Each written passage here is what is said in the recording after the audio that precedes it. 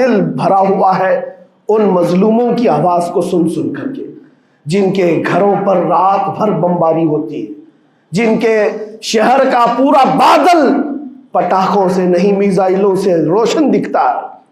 میرے عزیزوں، کیسی راتیں وہ گزارتے ہیں۔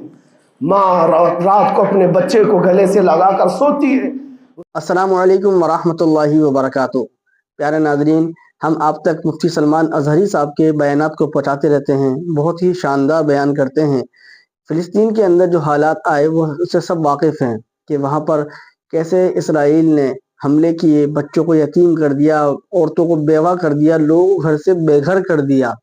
بہت ہی خطرناک حالات آئے، اور دنیا کے اندر اکثر جگہ مسلمانوں پر مصیبتوں کے پہاڑ بھی ٹوٹتے ہیں، تو وہ مسلمان پریشان نہ ہوں، کیونکہ اللہ کی مدد ان پر ضرور آئے گی۔ یہ میں نہیں کہہ رہا، یہ ایمان والے کی علامت ہے کہ ایمان والا اگر اپنے ایمان پر قائم رہے تو اللہ رب العالمین اس کو ضرور کامیابی عطا فرمائیں گے، اللہ کی مدد ضرور آئے گی۔ اسی کو لے کر مفتی سلمان اظہری صاحب نے بہت ہی شاندار بیان دیا ہے۔ یہ تمام مسلمانوں کو ضرور سننا چاہیے کہ مصیبت میں کبھی بھی پریشان ہونا نہیں چاہیے، اللہ کے وعدوں پر یقین رکھیں، انشاءاللہ وہ ضرور بھی ضرور اپنے بندوں کو کامیاب کرے گا۔ چلیے سب سے پہلے صاحب کی ویڈیو دیکھتے ہیں، اس کے بعد انشاءاللہ بات کریں گے۔ قبلہ اول بیت المقدس کے معاملے کو لے کر ایک عجیب ماحول پیدا ہو چکا ہے، دنیا دو دھڑوں میں تبدیل ہے آج، اور یقیناً کیوں نہ اثر کرے کہ میرے آقا صلی اللہ تعالی علیہ وسلم نے ارشاد فرمایا، بیت المقدس جس زمین پر آباد ہے، حضور پاک صلی اللہ علیہ وسلم کے فرمان علی شان کا مفہوم ہے سید البقاع، یعنی زمین کا جو سردار علاقہ ہے وہ بیت المقدس کا علاقہ ہے۔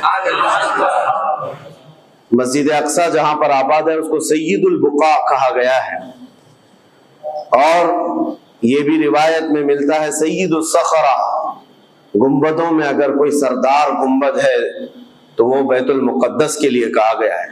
اور قرآن نے یہ فرمایا الذی بارکنا حولہ، مسجد اقصی کے متعلق فرماتا ہے رب تعالیٰ کہ وہ مسجد اقصی جس کے ارد گرد ہم نے برکتیں رکھی لنریہ من آیاتنا، تاکہ ہم اپنی نشانیاں انہیں دکھائیں۔ تو یہ اللہ تبارک و تعالیٰ کی اس مقدس سرزمین جس کو ارض مقدس کہا گیا ہے، نام ہی میں مقدس موجود ہے، اور یہ آج سے نہیں بلکہ روایت میں ہے خانہ کعبہ کی تعمیر کے فوراً بعد حضرت ابراہیم علیہ السلام نے بیت المقدس کی تعمیر فرمائی، اور ہزاروں انبیاء اکرام علیہ السلام کا وہ قبلہ رہا، اور وہ ان کی مرکز عبادت بھی رہا، اور ایک نہیں تقریباً 30,000 کے قریب انبیاء اکرام علیہ السلام مسجد اقصی کے ارد گرد دفن ہیں، آرام فرمائیں۔ جہاں اللہ کا ایک ولی دفن ہوتا ہے وہ برکت کی جگہ ہے، اور جہاں 30,000 نبی دفن ہوں، اور وہ بھی اولو العزم پیغمبر حضرت ابراہیم علیہ السلام، حضرت اسحاق علیہ السلام، حضرت یعقوب علیہ السلام، حضرت موسیٰ علیہ السلام، حضرت زکریا علیہ السلام، یہ سب وہ انبیاء کرام علیہ السلام ہیں جو رسولان اعظام بھی ہیں، شریعت والے ہیں۔ یہ سب بیت المقدس کے ارد گرد ہیں، یہاں پر کچھ بھی اثر ہونا پوری دنیا پر بھی اس کا اثر پڑتا ہے، اور آج ہم دیکھ رہے ہیں جو حالات پوری دنیا میں پیدا ہوئے ہیں، اور چاہے وہ یورپ ہو کہ امریکہ ہو، افریقہ ہو کہ رشیا ہو، عرب ممالک ہوں کہ ہند ہو، ان سب کو کچھ نہ کچھ کہنے کی آج ضرورت پیش آ رہی ہے۔ کیوں؟ اس لیے کہ وہ ایسا سینٹر ہے، ایسا تقدس ہے وہاں پر جس میں پوری دنیا انوالو ہو ہی جاتی ہے، اور برسوں سے لے کر وہ جنگ کا میدان رہا، اور حضور پاک صلی اللہ تعالیٰ علیہ وسلم نے بیت المقدس کے لیے کیا فرمایا؟ صحابہ نے جب اس زمین کے بارے میں پوچھا تو میرے آقا نے فرمایا وہ حشر و نشر کی جگہ ہے، حشر و نشر کی جگہ ہے، یعنی قیامت کے قریب سارے لوگوں کو ادھر ہی ہانک دیا جائے گا، اور قیامت وہیں آنی ہے۔ حشر و نشر کی جگہ ہے، حضور پاک صلی اللہ تعالیٰ علیہ وسلم نے فرمایا، اور فرماتے ہیں میرے آقا ہو سکے تو تم جا کر اس میں نماز پڑھ لو، اس لیے کہ اس کی ایک نماز دوسری مسجدوں کی 1000 نمازوں سے افضل ہے۔ یہ مسجد اقصی کے متعلق میرے آقا صلی اللہ علیہ وسلم کا فرمان عالی شان ہے۔ پھر صحابہ اکرام نے پوچھا کہ اگر کوئی جا نہ سکے میرے آقا بیت المقدس اور نماز پڑھنے کی اس کو استطاعت نہ ہو وہاں جا کر تو کیا کرے؟ حضور اکرم صلی اللہ علیہ وسلم نے فرمایا کم از کم تیل کا ہدیہ تو بھیج دے تاکہ وہاں چراغ جلانے کے کام آئے۔ یہ حدیث پاک میں ابن ماجہ کی حدیث ہے۔ نبی کریم صلی اللہ تعالی علیہ وسلم کے اس فرمان علی شان کے مطابق میں آج آپ تمامی حضرات سے یہ گفتگو کرنا چاہوں گا کہ میرے عزیزوں، یہ صرف فلسطین اور اسرائیل کا مسئلہ نہیں ہے، یہ اسلام اور کفر کا مسئلہ ہے، اور پوری دنیا کے لیے ہے۔ پوری دنیا کے لیے اگر وہ حقیقت کی نگاہیں رکھتی ہیں، چاہے وہ کسی بھی قوم سے وابستہ ہو، چاہے وہ کوئی بھی دین اور دھرم سے تعلق رکھتے ہو، میں ان سے کہتا ہوں اگر اینک تمہارے اوپر جھوٹ کی نہیں پڑی ہے تو آنکھیں کھول کر دیکھ لو ظلم اور بربریت کس جگہ ہے اور حق کے لیے لڑنے والے کون ہیں۔ یہ ہر ایک منصف مزاج آدمی بھی آج پہچان سکتا ہے کہ کون نہتہ مارا جا رہا ہے اور کون سپر پاور طاقت پر کھڑے ہو کر اپنے مظلوم ہونے کا دعویٰ کر رہا ہے۔ ہر دنیا کا انصاف پسند آدمی آج بول سکتا ہے، لیکن یہ دور بھی امتحان کا ہے۔ جتنے کیڑے مکوڑے دل میں بغض و عداوت رکھتے ہیں اسلام کے، وہ ظالموں کے ساتھ کھڑے ہوئے نظر آتے ہیں، آج ظالموں کے ساتھ کھڑے ہوئے نظر آتے ہیں۔ نبی کریم صلی اللہ تعالی علیہ وسلم نے فرمایا مسلمانوں آپ اپنی اوپینین، اپنی رائے کیا رکھتے ہیں یہ بہت امپورٹنٹ ہے۔ دنیا کیا کہتی ہے اس سے مجھے غرض نہیں، تمہارا تعلق تمہارے نبی پاک کے فرامین سے ہے۔ خبردار خبردار، تم کبھی ان ظالموں کی حمایت میں نہ آنا، ورنہ قرآن کہتا ہے وَلَا تَرْكَنُوا، اللہ تعالیٰ فرماتا ہے اس طرف تم توجہ بھی مت کرنا، جھکاؤ بھی مت رکھنا جس طرف ظالم گئے، جس طرف ظالم گئے ہیں اس طرف جھکاؤ بھی مت رکھنا۔ اور آج کہیں ایسا نہ ہو کہ دنیا تمہارے پاس بہت آ گئی، چکا چوند دنیا دیکھ کر، جیسے امارات والے ہوئے، متحدہ عرب امارات، دبئی جیسے آج انٹرنیشنل سٹی ان کے پاس مل گئی ہے، پوری دنیا وہاں پر تجارت کرنے لگ گئی۔ بحرین جیسے کنٹریز، ان کے پاس دنیا کی فراوانی آ گئی، تو آج وہ یہ سمجھنے لگ گئے کہ ہم کو مظلوم اور غریب فلسطینیوں کی مدد میں بات نہیں کرنی چاہیے، جو سپر پاور طاقت ہے اس کے ساتھ کھڑا ہونا چاہیے، کیونکہ ہماری ٹریڈنگ کا مسئلہ ہے، ہماری تجارت کا مسئلہ ہے۔ وہ یہ بھول گئے کہ ان کا اسلام کہاں ہے، ان کے آباء و اجداد کی روایت کہاں ہے۔ لیکن میں آپ سے کہتا ہوں ان کے نقشے پر چل کر کبھی اپنی رائے کو بدل نہ دینا۔ بعض مسلمانوں میں یہ گفتگو پھیلی ہوئی ہے کہ کیا ہم ہی مسلمان ہیں ہندوستان کے، کیا ہم ہی لوگ ہیں جو اپنی رائے بنائیں، وہ بڑے بڑے لوگ ہیں، عرب لوگ ہیں اور بڑے بڑے مشائخ ہیں وہاں پر، ان لوگوں نے رائے الگ بنائی ہے، وہ دنیا کے اور پیسوں کے پجاری بن گئے ہیں، ان کے ہاں نفس غالب آ چکا ہے اور شیطان کا ان کے اوپر غلبہ ہے، وہ حق نہیں دیکھ رہے ہیں۔ میرے عزیزوں کہیں تم اپنی رائے اس طرح بنا لیے تو حدیث کو جھٹلانے والے ہوں گے۔ اللہ کے حبیب صلی اللہ علیہ وسلم کی حدیث سناتا ہوں، حضور پاک صلی اللہ علیہ وسلم فرماتے ہیں لا تزال عصابة من امتی یقاتلون على ابواب دمشق وما حولها وعلى ابواب بیت المقدس ظاہرین علی الحق۔ حضور پاک صلی اللہ علیہ وسلم فرماتے لا یضرهم خذلان من خذلهم ظاہرین علی الحق الى ان تقوم الساعہ۔ میرے آقا فرماتے ہیں قیامت تک میری امت میں ایک جماعت ایسی ہوگی جو دمشق کے دروازوں پر اور بیت المقدس کے دروازوں کے اطراف میں حق کے لیے کھڑی رہے گی قیامت آنے تک۔ اور حضور پاک نے یہ بھی فرمایا، میرے آقا مخبر صادق صلی اللہ علیہ وسلم کے فرمان آج ہم اپنی آنکھوں سے دیکھ رہے ہیں۔ حضور فرماتے لا یضرهم خذلان من خذلهم۔ میرے آقا فرماتے ہیں دنیا کے بڑے بڑے دھوکہ دینے والوں کا دھوکہ انہیں کچھ اثر نہیں کرے گا، انہیں کوئی نقصان نہیں پہنچائے گا۔ آج بڑے بڑے پیٹروٹ میزائل داغ کر کے اگر وہاں کے علاقوں کو ختم کرنے کا دعویٰ کر رہے ہیں تو مجھے میرے نبی کے فرمان پر یقین ہے یہ کبھی نہیں ہو سکے گا، کبھی نہیں ہو سکے گا۔ کچھ عمارتوں کے گر جانے اور کچھ بچوں کے اور کچھ لوگوں کے قتل ہو جانے کا نام یہ جیت اور فتح نہیں ہے میرے عزیزو۔ آج ہم ان ظالموں کو دیکھ رہے ہیں جن کا دعویٰ تھا کہ دنیا میں ان سے بہتر ڈیفنس طاقت کسی کے پاس نہیں، ان سے بہتر بنکر کسی کے پاس نہیں، ان سے بہتر سائرن بجانے کی طاقت کسی کے پاس نہیں، پوری دنیا کو زہریلے ہتھیار بیچنے والی طاقتیں۔ آج ہم نے یہ بھی دیکھا ہے کہ صرف محض ایک چھوٹی سی جماعت سے ان کے ہاتھ پیر ڈھیلے نظر آتے ہیں اور ان کے جسموں میں کپ کپی نظر آتی ہے۔ پوری طاقت تمہاری ایک جگہ۔ میں بھی چند دنوں قبل عمرہ میں تھا جب یہ پڑھ رہا تھا کہ ایک چھوٹی سی جماعت جس کو پوری انٹرنیشنل دنیا مل کر کے آتنکواد گھوشت کرتی ہے، امریکہ ہو، UK ہو اور دوسری بہت ساری طاقتیں، وہاں پر فلسطینیوں کی حمایت میں لڑنے والے ان مجاہدین کو یہ آتنکواد کہتے ہیں، ٹیررسٹ کہتے ہیں، جو اپنے چھوٹے سے علاقے کو بچانے کے لیے اپنی جانیں دے رہے ہیں، وہ آتنکواد ہیں، وہ ٹیررسٹ ہیں۔ ان کے پاس کھانے پینے کی چیزیں نہیں رہ گئی، ان کی کرنٹ سپلائی بند کر دی گئی، ان کا پانی بند کر دیا گیا، پھر بھی وہ آتنکواد ہیں۔ میرے عزیزو، یہ دنیا کا دغلا معیار دیکھو آپ۔ رشیا پورے یوکرین کو تباہ کرتا رہا، پورا راکھ میں بدل دیا۔ ان ظالم کتوں کی زبان پر کبھی نہیں آیا کہ رشیا آتنکواد ہے یا رشیا ٹیررسٹ ہے۔ یہ میڈیا میں بھونکتے رہے رشیا اور یوکرین کی وار چل رہی ہے، زمین کا مسئلہ ہے۔ ارے ہزاروں لوگوں کو رشیا راکھ میں بدل کر رکھ چکا ہے، کیوں نہیں بولتے اس کے متعلق؟ کیوں نہیں کہتے کہ وہ آتنکواد ہے؟ اس لیے کہ یہ ظالم دجالی میڈیا جتنے ہیں، انہیں پتا ہے ان کے باپ داداؤں سے بڑی طاقت اس کے پاس موجود ہے۔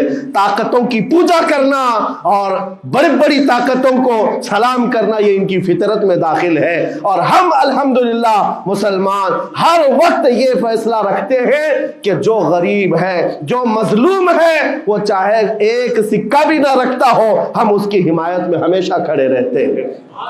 یہ اسلام کی خاصیت ہے۔ ہم طاقت و قوت اور تخت کو دیکھ کر کسی کی حمایت میں نہیں کھڑے ہوتے، بلکہ حق و باطل کو دیکھ کر اگر مظلوم چھوٹی سی جگہ پر بھی ہے تو ہم اس کے ساتھ کھڑے ہیں۔ اسلام میں ہو یا نہ ہو، اگر وہ مظلوم ہے تو اس کی آواز ہم اٹھاتے ہیں۔ عزیزان گرامی وقار، جس کو اپنی طاقتوں پر خوب بھروسہ تھا، میں ایک بات عرض کرتا ہوں، مسلمانوں آج جاگنے کی ضرورت ہے، بیداری کی ضرورت ہے۔ تمہارے دماغوں پر یہ پٹی ڈالی گئی ہے اور یہ بٹھایا گیا ہے، ان کے پاس بہت بڑی بڑی طاقتیں، تمہارے ادھر ادھر کرنے سے کچھ نہیں ہوتا، تمہاری آواز اٹھانے سے کچھ نہیں ہوتا۔ رب تبارک و تعالیٰ نے تمہیں یہ ظاہر کر دیا کہ میں ابھی پڑھ رہا تھا اس چھوٹے سی علاقے میں، غزہ پٹی میں، بڑی بڑی دنیا کی 4 تنظیمیں، خفیہ خبر رساں ایجنسیاں موجود ہیں جو ان کی خفیہ خبریں ہر وقت پہنچاتی ہیں۔ وہ اسرائیل کی بھی ہے، امریکہ کی بھی ہے، اور سعودی عرب کی بھی ہے، اور ایجپٹ کی بھی ہے۔ 4 بڑے بڑی کنٹریز کی خفیہ ایجنسیاں کام کر رہی ہیں، اور سب کی سب خفیہ خبر رساں ایجنسیاں فیل ہو گئی، ناکام ہو گئی۔ اس کے باوجود اسرائیل کے درندوں کو یہ وحشتناک چیز دیکھنی پڑی۔ دنیا آج اس میں حیرت میں ہے کہ ایسا کیسے ہو گیا، ایسا کیسے فیل ہو گیا، یہ سسٹم کیسے کام نہیں کر سکا، ہمیں پہلے سے اطلاع کیسے نہیں ملی۔ میں قرآن پڑھ کر کے بتاتا ہوں، میرا رب فرماتا ہے وَمَكَرُوا وَمَكَرَ اللَّهُ وَاللَّهُ خَيْرُ الْمَاكِرِينَ۔ کافر منصوبہ بناتے ہیں اور اللہ خفیہ تدبیر کرتا ہے، اور اللہ کی خفیہ تدبیر غالب آتی ہے۔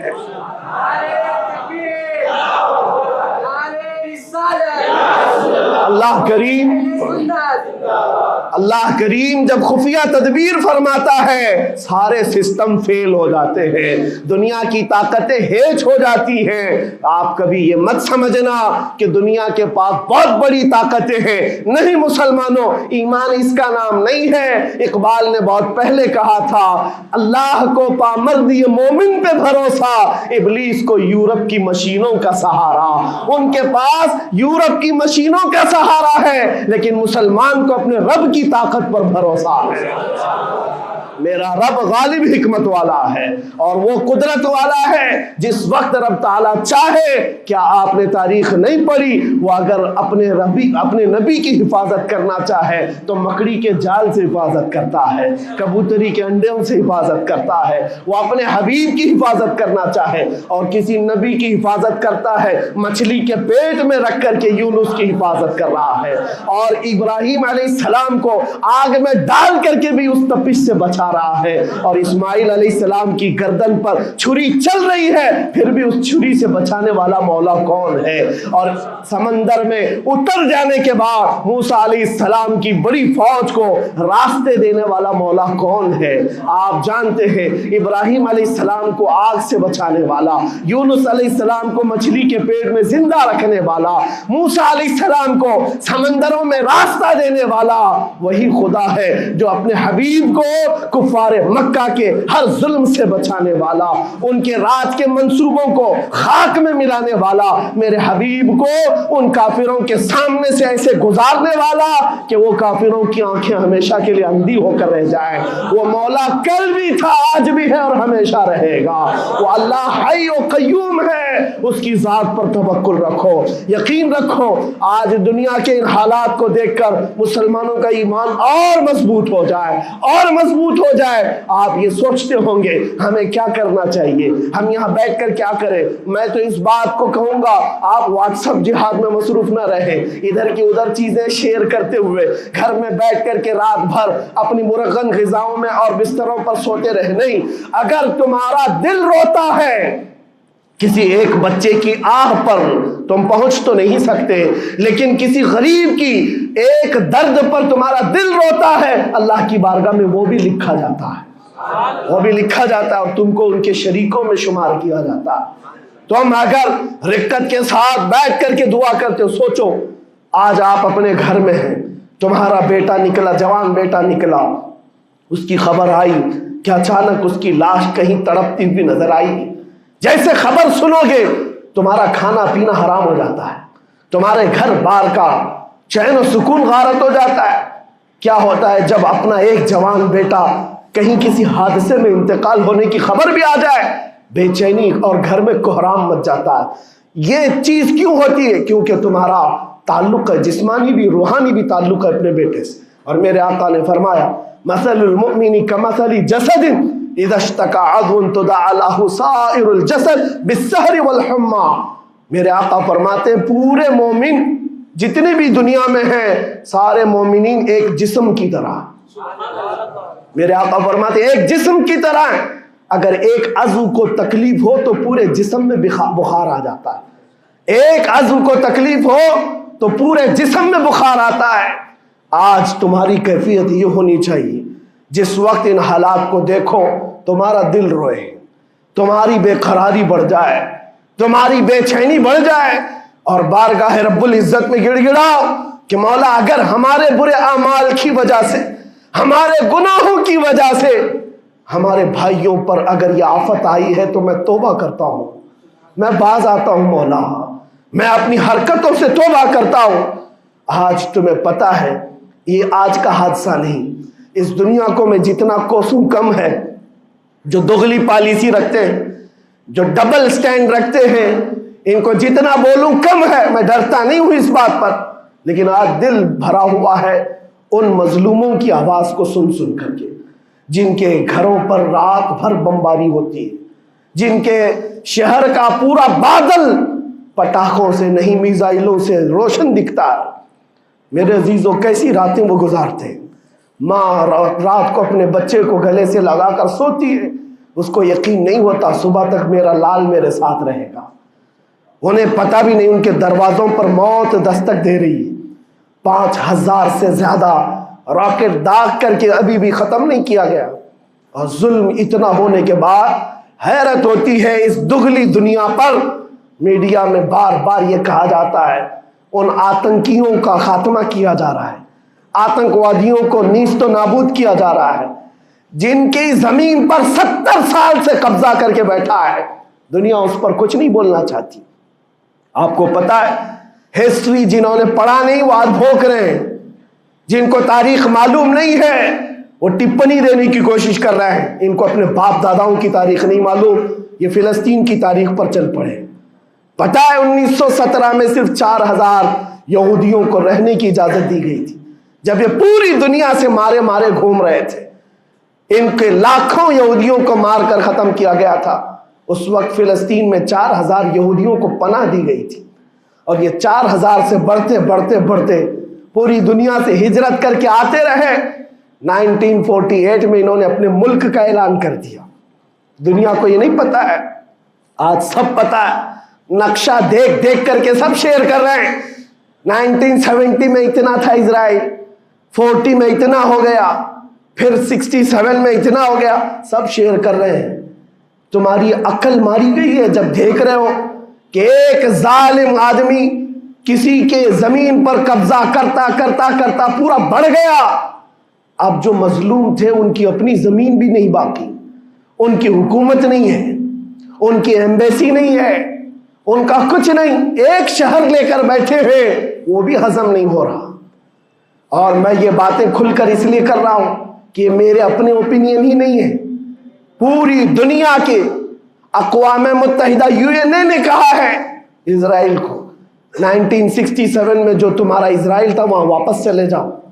लेकिन ये दादागिरी ऐसी है कि वो किसी की नहीं मानता, ना यूएनए की, ये सब चीजें दुनिया को मालूम है, फिर भी दुनिया ये कहती है इजराइल अपने डिफेंस में काम कर रहा है, अपने डिफेंस में काम कर रहा है।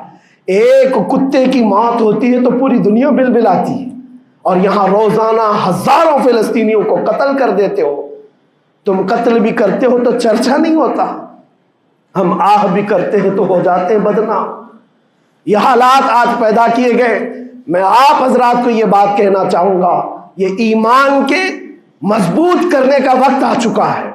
मेरे आका के फरमान पर यकीन करो, अल्लाह की मदद आती है और आकर रहेगी इंशाअल्लाह। और ये हालात आप देख रहे हैं। मैं एक बात तो देखा आप लोगों ने कि मुफ्ती सलमान अज़हरी साहब ने कितना शानदार बयान दिया कि मुसलमानों को परेशान होना नहीं चाहिए, चाहे कैसे भी हालात आए।